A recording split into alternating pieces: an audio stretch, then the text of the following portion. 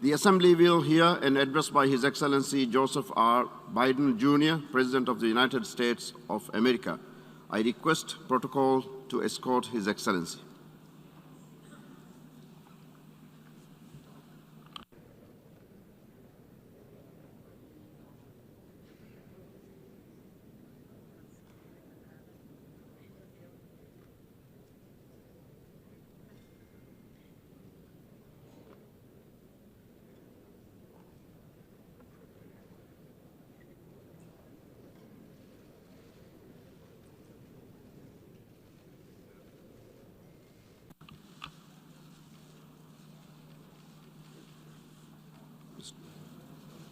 On behalf of the General Assembly, I have the honor to welcome to the United Nations His Excellency Joseph R. Biden, Jr., President of the United States of America, and to invite him to address the Assembly. Mr. President, Mr. Secretary General, my fellow delegates, to all those who dedicate themselves to this noble mission of this institution, it's my honor to speak to you for the first time as President of the United States. We meet this year in a moment of intermingled with great pain and extraordinary possibility. We've lost so much to this devastating pandemic that continues to claim lives around the world and impact so much on our existence. We're mourning more than 4.5 million people, people of every nation, from every background. Each death is an individual heartbreak, but our shared grief is a poignant reminder that our collective future will hinge on our ability to recognize our common humanity and to act together. Ladies and gentlemen, this is the clear and urgent choice that we face here at the dawning of what must be a decisive decade for our world. A decade that will quite literally determine our futures. As a global community, we're challenged by urgent and looming crises, wherein lie enormous opportunities if we can summon the will and resolve to seize these opportunities. Will we work together to save lives, defeat COVID-19 everywhere, and take the necessary steps to prepare ourselves for the next pandemic, for there will be another one? Or will we fail to harness the tools at our disposal as the more virulent and dangerous variants take hold? Will we meet the threat of challenging climate, the challenging climate we're all feeling, already ravaging every part of our world with extreme weather? Or will we suffer the merciless march of ever-worsening droughts and floods, more intense fires and hurricanes, longer heat waves, and rising seas? Will we affirm and uphold the human dignity and human rights under which nations in common cause more than 7 decades ago formed this institution?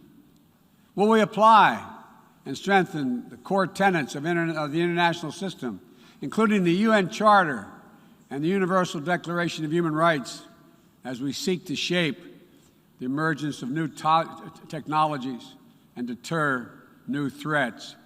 Or will we allow those universal principles to be trampled and twisted in the pursuit of naked political power? In my view, how we answer these questions in this moment, whether we choose to fight for our shared future or not, will reverberate for generations yet to come. Simply put, we stand, in my view, at an inflection point in history. And I'm here today to share with you how the United States intends to work with partners and allies to answer these questions, and the commitment of my new administration to help lead the world toward a more peaceful, prosperous future for all people. Instead of continuing to fight the wars of the past, we are fixing our eyes on devoting our resources to the challenges that hold the keys to our collective future. Ending this pandemic, addressing the climate crisis, managing the shifts in global power dynamics, shaping the rules of the world on vital issues like trade, cyber, and emerging technologies, and facing the threat of terrorism as it stands today. We've ended 20 years of conflict in Afghanistan, and as we close this period of relentless war, we're opening a new era of relentless diplomacy, of using the power of our development aid to invest in new ways of lifting people up around the world, of renewing and defending democracy, of proving that no matter how challenging or how complex the problems we're going to face, government by and for the people is still the best way to deliver for all of our people. And as the United States turns our focus to the priorities and the regions of the world, like the Indo-Pacific, that are most consequential today and tomorrow, we'll do so with our allies and partners through cooperation at multilateral institutions like the United Nations to amplify our collective strength and speed our progress toward dealing with these global challenges. It is a fundamental truth of the 21st century within each of our countries and as a global community that our own success is bound up in others succeeding as well. To deliver for our own people, we must also engage deeply with the rest of the world.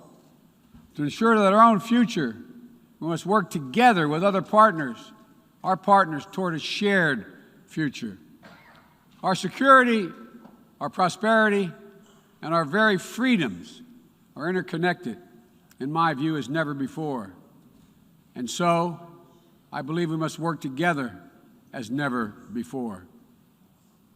Over the last 8 months, I prioritized rebuilding our alliances, revitalizing our partnerships, and recognizing they're essential and central to America's enduring security and prosperity.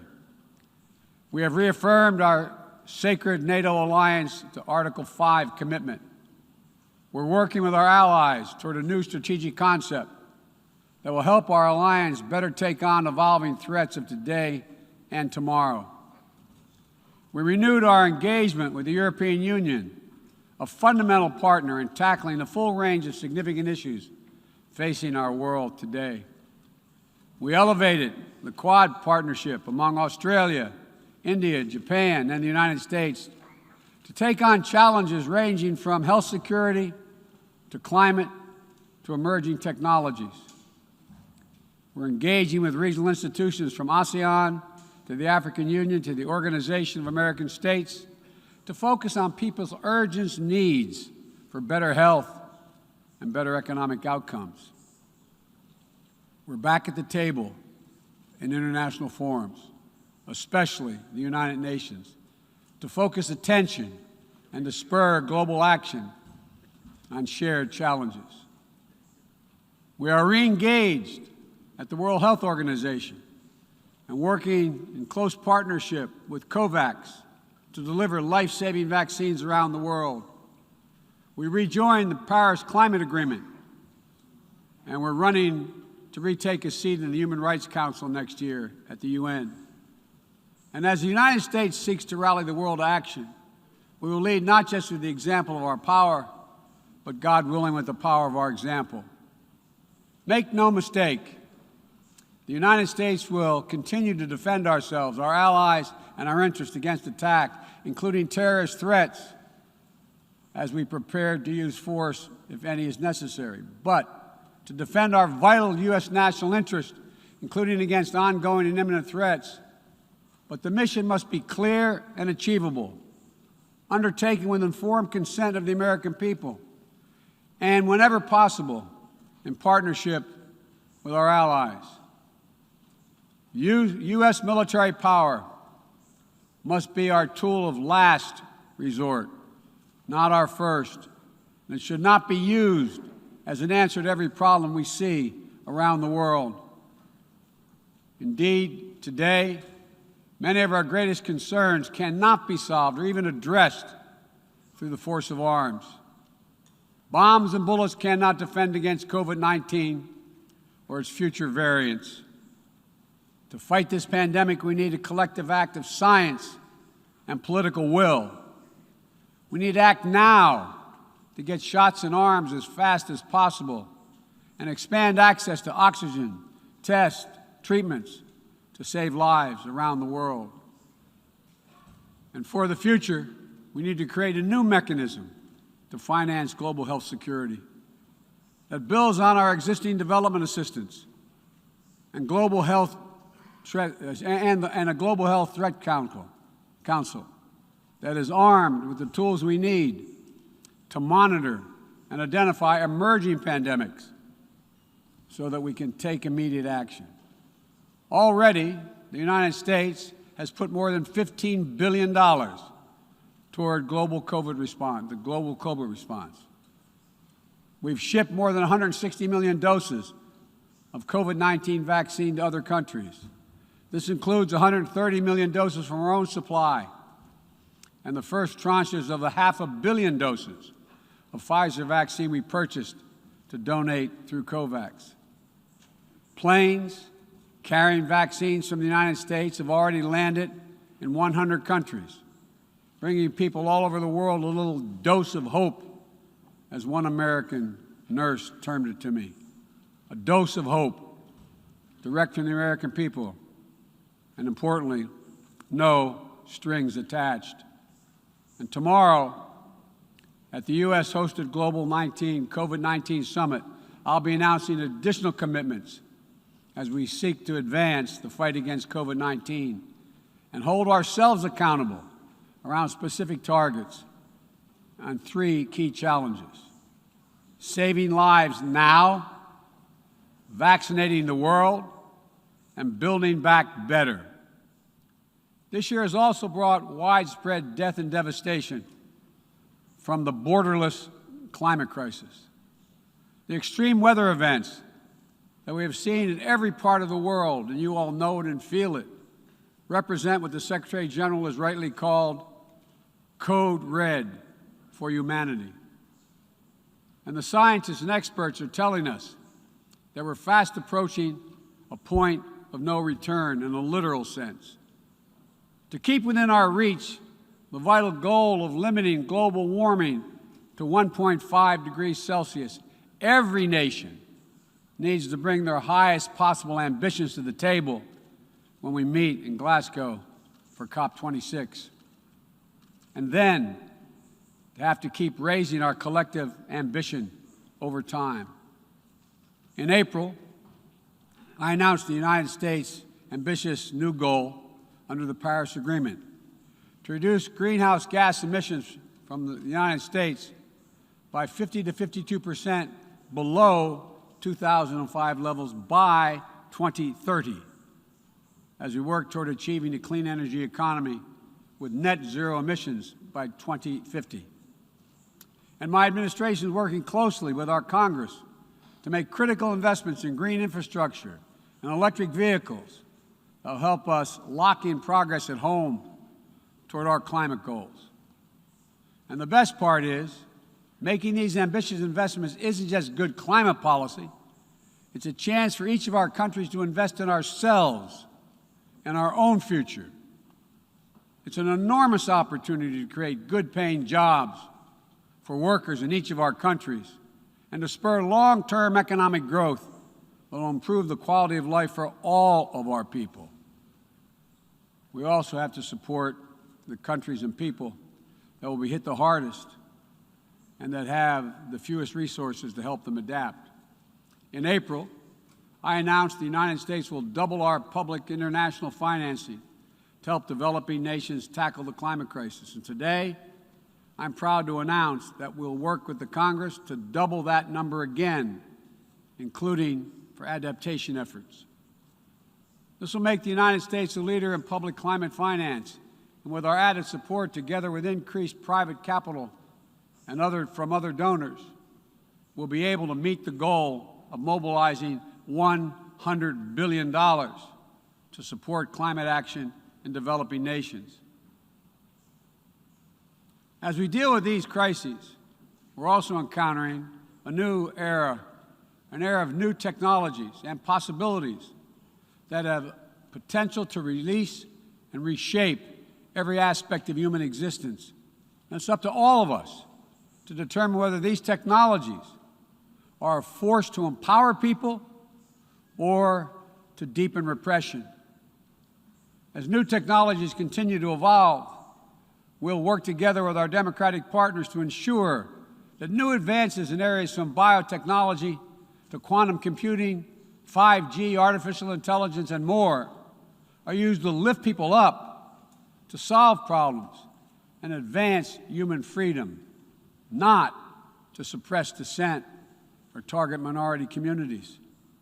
And the United States intends to make a profound investment in research and innovation, working with countries at all stages of economic development to develop new tools and technologies to help us tackle the challenges of this second quarter of the 21st century and beyond. We're hardening our critical infrastructure against cyber attacks, disrupting ransomware networks, and working to establish clear rules of the road for all nations as it relates to cyberspace. We'll reserve the right to respond decisively to cyber attacks that threaten our people, our allies, or our interests. We will pursue new rules of global trade and economic growth that strive to level the playing field so that it's not artificially tipped in favor of any one country at the expense of others. And every nation has the right and opportunity to compete fairly. We will strive to ensure that basic labor rights, environmental safeguards, and intellectual property are protected, and that the benefits of globalization are shared broadly throughout all our societies. We'll continue to uphold the long-standing rules and norms that have formed the guardrails of international engagement for decades, that have been essential to the development of nations around the world. Bedrock commitments like freedom of navigation, adherence to international laws and treaties, support for arms control measures that reduce the risk and enhance transparency. Our approach is firmly grounded and fully consistent with the United Nations mission and the values we've agreed to when we drafted this charter. These are commitments we all made and that we're all bound to uphold. And as we strive to deal with these urgent challenges, whether they're long-standing or newly emerging, we must also deal with one another. All of the major powers of the world have a duty, in my view, to carefully manage their relationships so they do not tip from responsible competition to conflict. The United States will compete, and will compete vigorously, and lead with our values and our strength. We'll stand up for our allies and our friends and oppose attempts by stronger countries to dominate weaker ones, whether through changes to territory by force, economic coercion, technical exploitation, or disinformation. But we're not seeking, say it again, we are not seeking a new Cold War or a world divided into rigid blocs. The United States is ready to work with any nation that steps up and pursues peaceful resolution to shared challenges, even if we have intense disagreements in other areas, because we'll all suffer the consequences of our failure if we do not come together to address the urgent threats like COVID-19 and climate change, or enduring threats like nuclear proliferation. The United States remains committed to preventing Iran from gaining a nuclear weapon. We're working with the P5+1 to engage Iran diplomatically and to seek a return to JCPOA. We're prepared to return to full compliance if Iran does the same. Similarly, we seek serious and sustained diplomacy to pursue the complete denuclearization of the Korean Peninsula.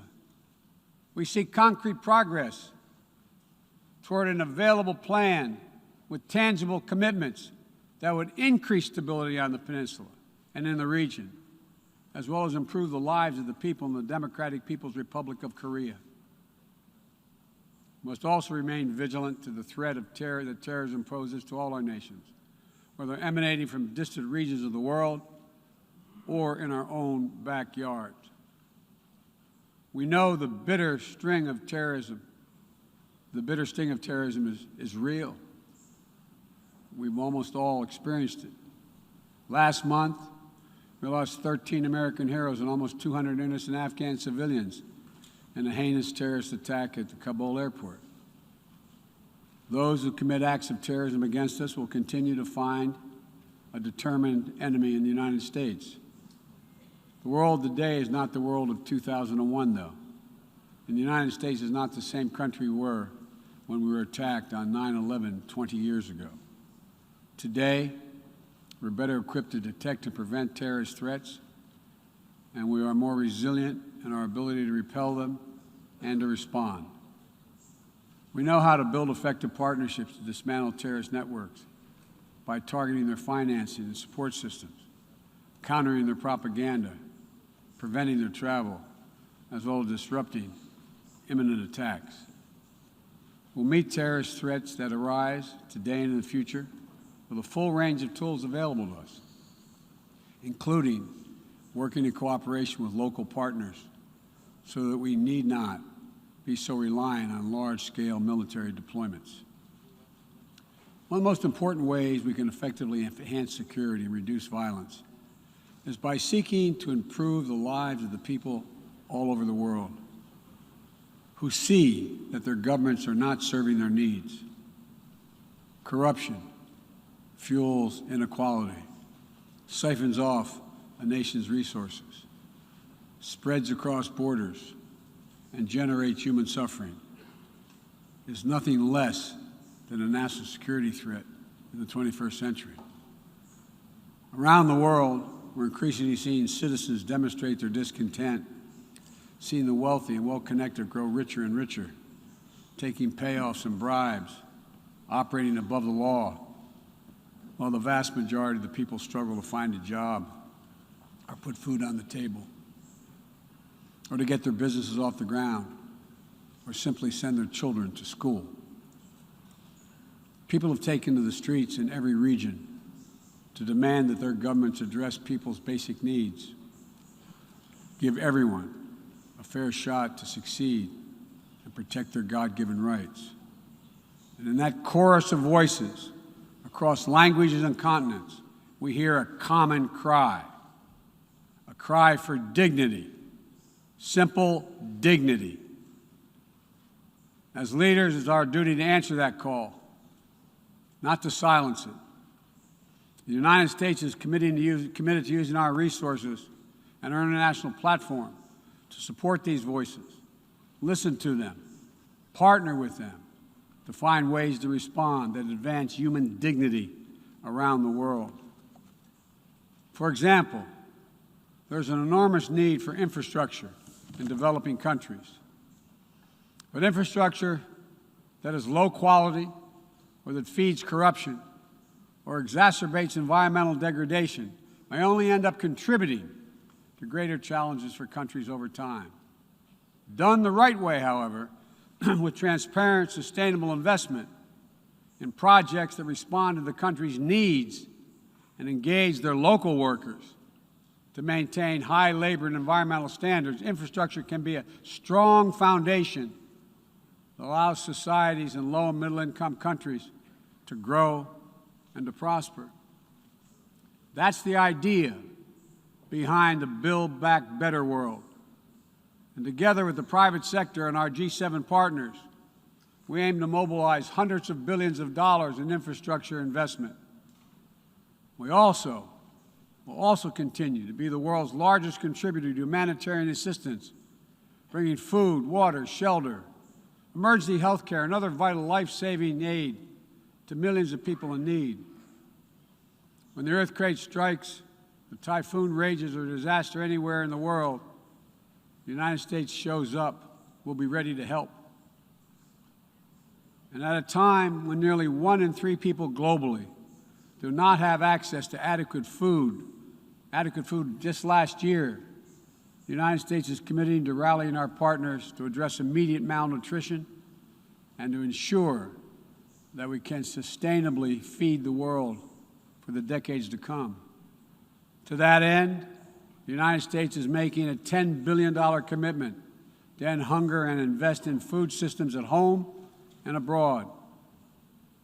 Since 2000, the United States government has provided more than $140 billion to advance health and strengthen health systems, and we will continue our leadership to drive these vital investments to make people's lives better every single day. Just give them a little breathing room. And as we strive to make lives better, we must work with renewed purpose to end the conflicts that are driving so much pain and hurt around the world. We must redouble our diplomacy and commit to political negotiations, not violence, as a tool of first resort. To manage tensions around the world, we must seek a future of greater peace and security for all people of the Middle East. The commitment of the United States to Israel's security is without question, and our support for an independent Jewish state is unequivocal. But I continue to believe that a two-state solution is the best way to ensure Israel's future as a Jewish democratic state, living in peace alongside a viable, sovereign, and democratic Palestinian state.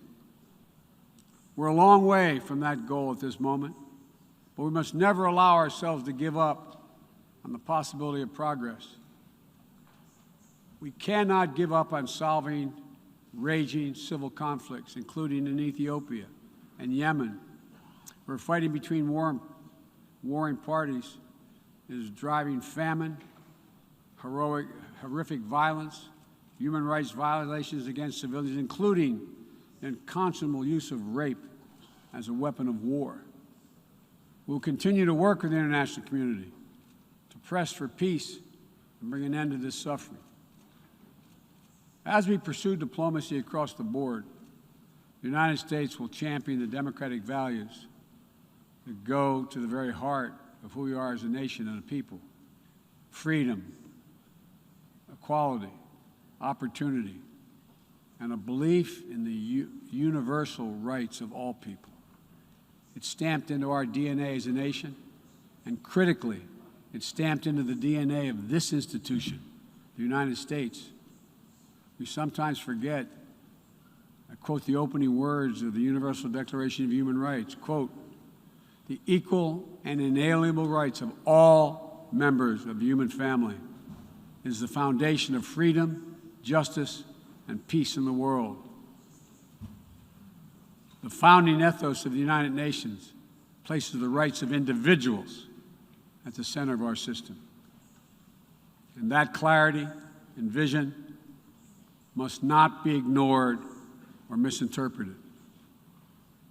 The United States will do our part, but will be more successful and more impactful if all of our nations are working toward the full mission to which we are called. That's why more than 100 nations united again around a shared statement, and the Security Council adopted a resolution outlining how we'll support the people of Afghanistan moving forward, laying out the expectations to which we'll hold the Taliban when it comes to respecting universal human rights.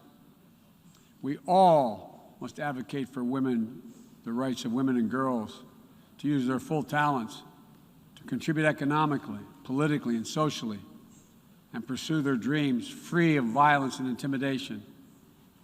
From Central America to the Middle East to Africa to Afghanistan, wherever it appears in the world. We all must call out and condemn the targeting and oppression of racial, ethnic, and religious minorities when it occurs whether it occurs in Xinjiang or northern Ethiopia or anywhere in the world. We all must defend the rights of LGBTQI individuals so they can live and love openly without fear, whether it's Chechnya or Cameroon or anywhere. As we steer our nations toward this inflection point and work to meet today's fast-moving, cross-cutting challenges, let me be clear. I am not agnostic about the future we want for the world. The future will belong to those who embrace human dignity, not trample it. The future will belong to those who unleash the potential of their people, not those who stifle it. The future will belong to those who give their people the ability to breathe free, not those who seek to suffocate their people with an iron hand. Authoritarianism, the authoritarianism of the world, may seek to proclaim the end of the age of democracy, but they're wrong. The truth is, the democratic world is everywhere. It lives in the anti-corruption activists, the human rights defenders, the journalists, the peace protesters. On the front lines of this struggle in Belarus, Burma, Syria, Cuba, Venezuela, and everywhere in between. It lives in the brave women of Sudan who withstood violence and oppression to push a genocidal dictator from power and who keep working every day to defend their democratic progress. It lives in the proud Moldovans who helped deliver a landslide victory for the forces of democracy with a mandate to fight graft, to build a more inclusive economy. It lives in the young people of Zambia who harnessed the power of their vote for the first time, turning out in record numbers to denounce corruption and chart a new path for their country. And while no democracy is perfect, including the United States, we'll continue to struggle to live up to the highest ideals to heal our divisions. And we face down violence and insurrection. Democracy remains the best tool we have to unleash our full human potential. My fellow leaders, this is a moment where we must prove ourselves the equals of those who come before us, who with vision and values and determined faith in our collective future built our United Nations, broke the cycle of war and destruction, and laid the foundations for more than 7 decades of relative peace and growing global prosperity. Now, we must again come together to affirm the inherent humanity that unites us is much greater than any outward divisions or disagreements. We must choose to do more than we think we can do alone so that we'll accomplish what we must together. Ending this pandemic and making sure we're better prepared for the next one. Staving off climactic climate change and increasing our resilience to the impacts we already are seeing. Ensuring a future where technologies are a vital tool to solving human challenges and empowering human potential, not a source of greater strife and repression. These are the challenges that we will determine what the world looks like for our children and our grandchildren and what they'll inherit. We can only meet them by looking to the future. I stand here today for the first time in 20 years with the United States not at war. We've turned the page. All the unmatched strength, energy, and commitment, will, and resources of our nation are now fully and squarely focused on what's ahead of us, not what was behind. I know this. As we look ahead, we will lead. We will lead on all the greatest challenges of our time, from COVID to climate, peace and security, human dignity and human rights, but we will not go it alone. We will lead together with our allies and partners and in cooperation with all those who believe as we do that this is within our power to meet these challenges, to build a future that lifts all of our people and preserves this planet. But none of this is inevitable. It's a choice. And I can tell you where America stands. We will choose to build a better future. We, you and I, we have the will and capacity to make it better. Ladies and gentlemen, we cannot afford to waste any more time. Let's get to work. Let's make our better future now. We can do this. It's within our power and capacity. Thank you. God bless you all.